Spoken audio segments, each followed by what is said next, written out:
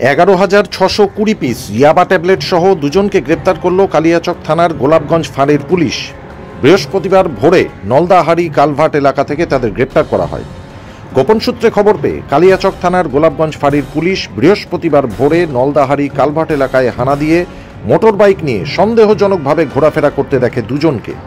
এরপর মোটর বাইকে থাকা তাদের দুজনের দেহ তল্লাশি চালিয়ে উদ্ধার হয় 11,620 পিস ইয়াবা ট্যাবলেট। মোটর বাইক সহ দুজনকে গ্রেপ্তার করে পুলিশ। ধৃত দুজনের নাম জিএম হোসেন, বাড়ি সাদারিটোলা, ও ওয়াসিম শেখ, বাড়ি বাঁশটোনা, কালিয়াচক থানা এলাকায়। উদ্ধার হওয়া ইয়াবা ট্যাবলেটের বাজার মূল্য আনুমানিক 40 লক্ষ টাকা।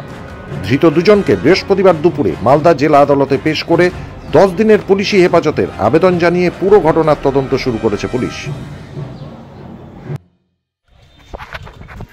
তুমি থামো এদিক দিয়ে